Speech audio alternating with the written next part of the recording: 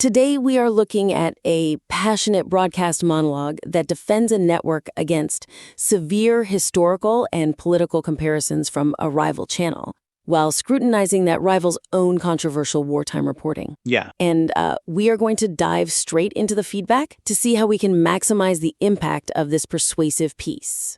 Absolutely. Let's get right into it. So looking at the opening of this submission, the author is, immediately establishing this highly charged defensive perimeter. Right, yeah. It's very intense right out of the gate. Exactly. I mean, the material makes a really strong case for its position by channeling this genuine, visceral outrage against the rival network's journalist. Yeah, the one who allegedly likened them to Nazi propagandists? Right. And the writer talks about learning about propaganda in high school, contrasting that historical horror with the reality of their own audience. So a key theme running through this material seems to be the author attributing the rival's attacks to hysteria over dropping television rating. Relying heavily on a competitor's television ratings as the primary motive for their behavior inadvertently undercuts the profound moral stakes raised later in the piece. Oh, interesting.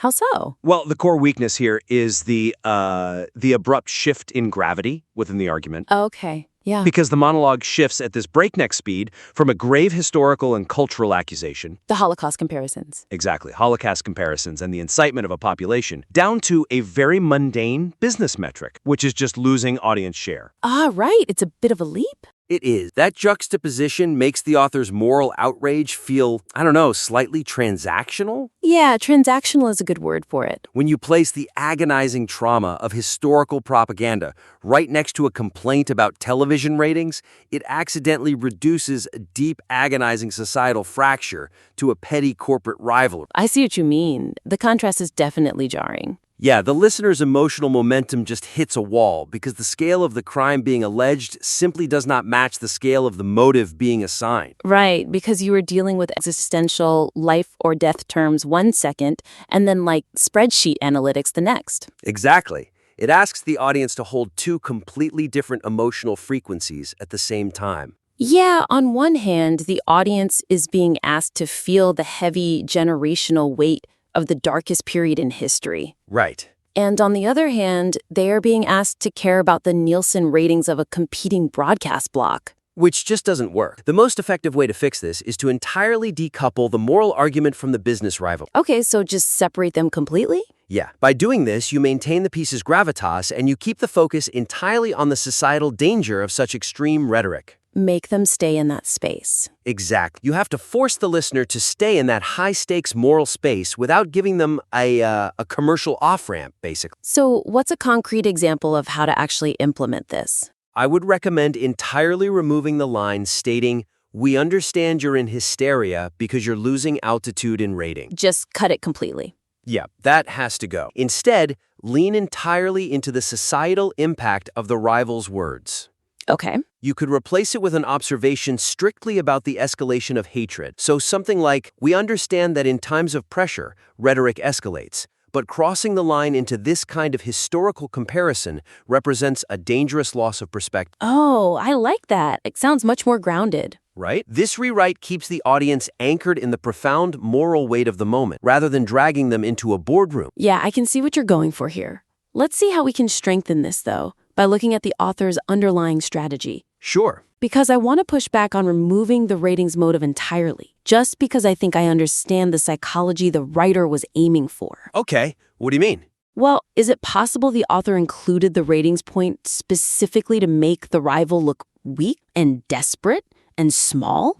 Yeah, maybe. It feels akin to a boxer pointing out that their opponent is out of breath before throwing a counterpunch, I see that. Like the author might be trying to strip the rival of their self-righteousness by exposing a very cynical commercial motive, saying you aren't a crusader for truth, you're just a failing business. Building on that point, what if we looked at it from the perspective of the audience's emotional journey and what they are actually willing to invest their energy? Okay, walk me through that. If the opponent is just desperate for ratings, their insult becomes a cheap public relations stunt. Right. It is certainly cynical, And maybe it does make them look small, but a PR stunt isn't an existential threat. It's just, annoying. Yeah, annoying, but not dangerous. Exactly. But if you treat their rhetoric as a genuine ideological threat to public unity, like a symptom of a dangerous societal unraveling, your defense becomes a noble stand rather than a network squabble. Oh, wow. Yeah, that frames it totally differently. Right?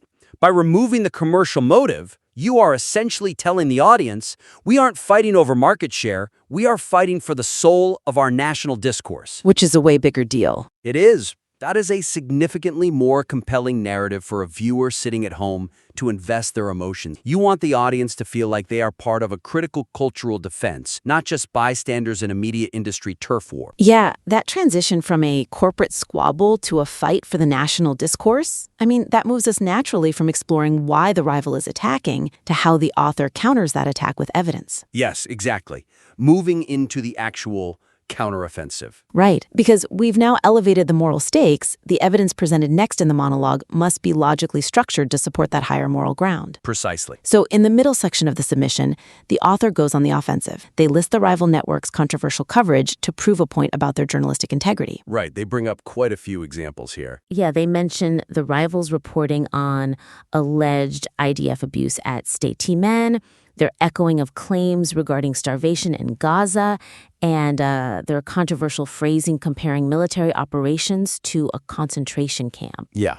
The author essentially pulls out the archives and holds up a mirror to the rival channel's editorial choices. The sudden pivot from defending against propaganda accusations to listing the rival network's controversial wartime reports creates a disjointed deflection rather than a cohesive counter-narrative. Okay, so it feels disjointed to you. Very much so. The specific weakness driving this section is the total lack of a logical framing device. Right, because it just kind of happens out of nowhere. Exactly. The script jumps immediately from, you crossed a red line with your Nazi comparison, to listing the rivals' reports on Gaza and the IDF, without giving the audience any transitional framework. Like a bridge between the two ideas. Yeah, because there is no logical map provided to the listener. It reads like rapid-fire whataboutism, simply throwing accusations back across the fence.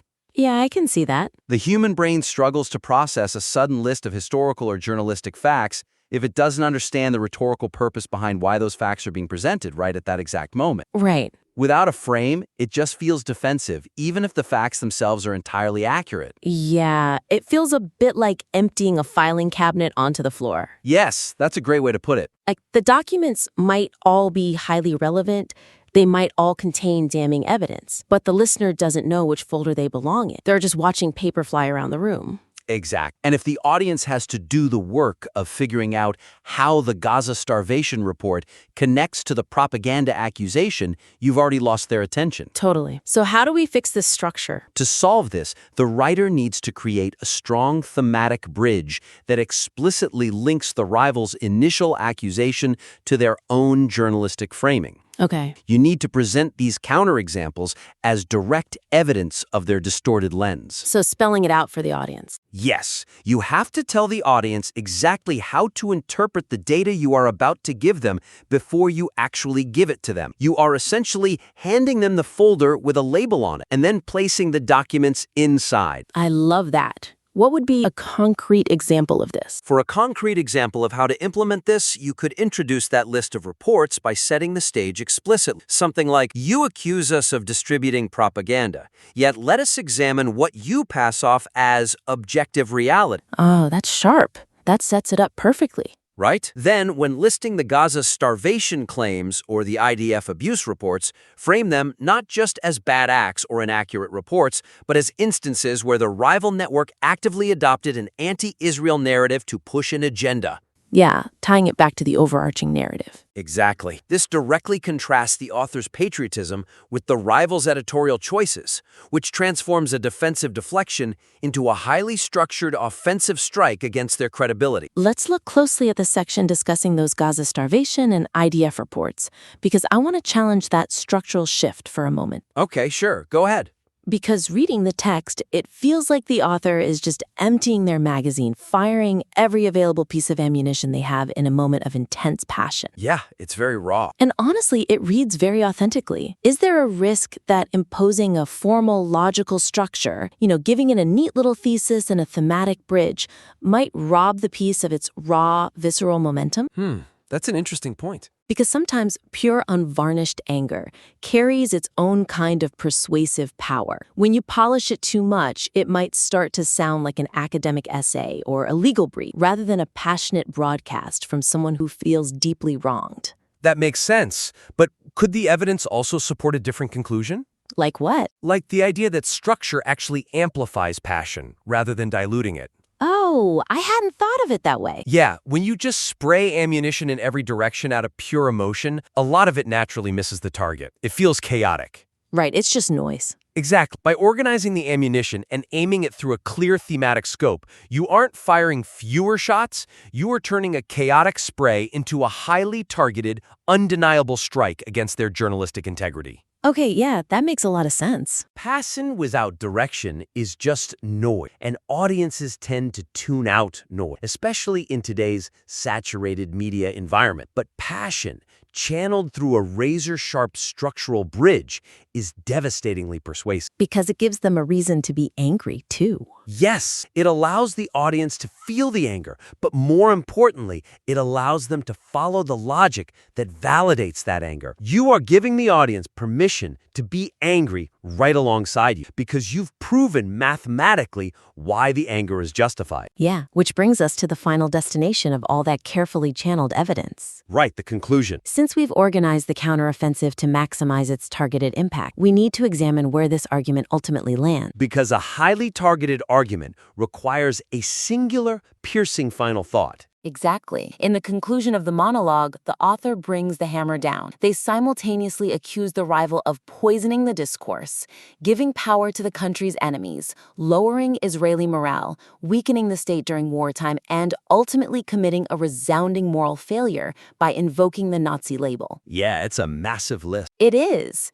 It is a massive crescendo of accusations meant to leave the rival completely cornered, with no avenue of escape. Combining multiple disparate thematic accusations in the final moments scatters the ultimate impact of the closing argument. Ah, so it's too much. Yes, the weakness driving this conclusion is cognitive overload. The final sentences rapid fire through too many massive heavyweight concepts. I mean, we are talking about military morale, empowering foreign enemies, toxic domestic discourse, and Holocaust comparison. All colliding in the span of a few breaths. Yeah, that is a lot. When too many grand ideas compete for the last word, they end up stepping on each other's toes.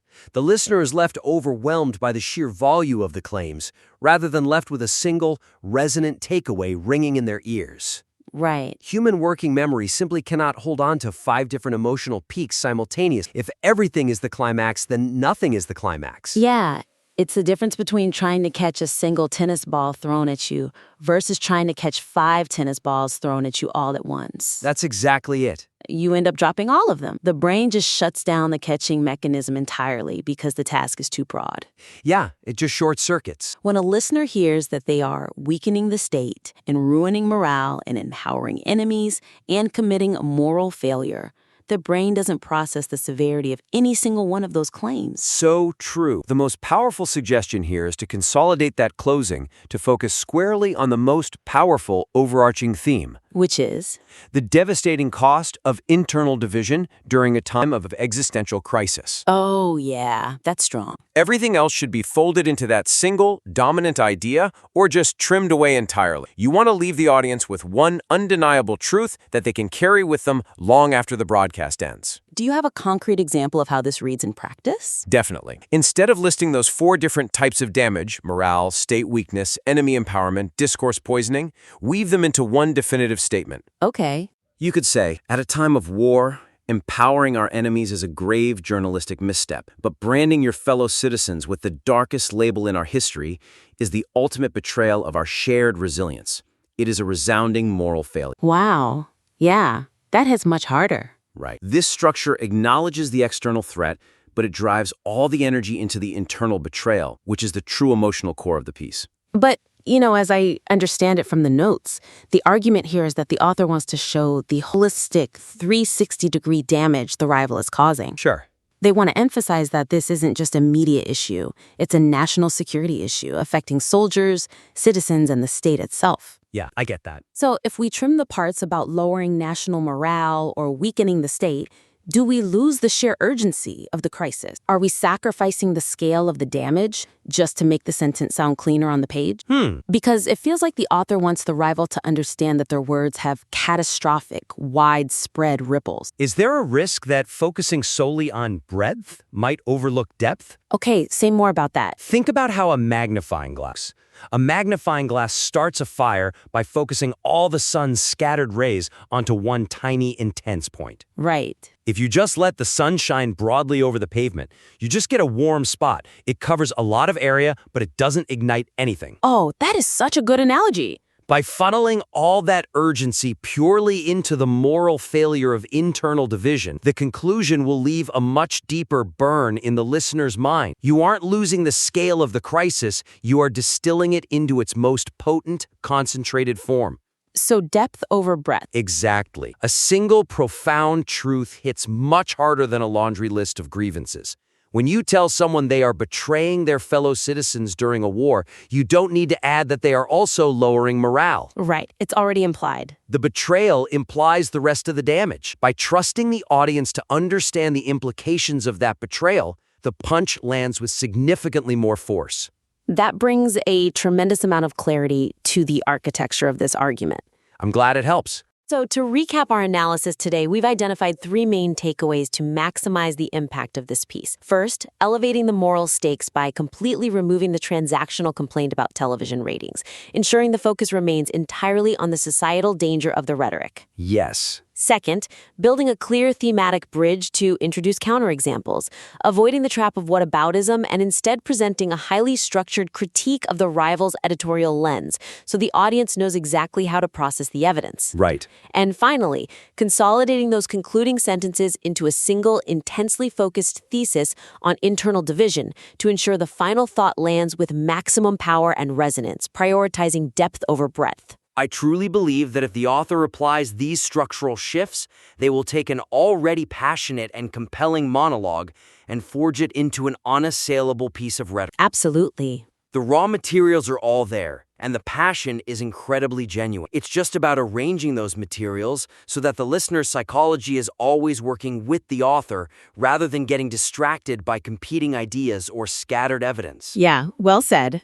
And we invite the listener to implement these actionable suggestions, rewrite the monologue, and submit your work back into the critique for further review. We'd love to read it. We love seeing how these pieces evolve and strengthen over time. Remember, a rhetorical fortress isn't built in a day, but once you anchor your arguments into the bedrock of clear logic and elevated moral stakes, your defense becomes impenetrable. Thank you for joining us, and keep building.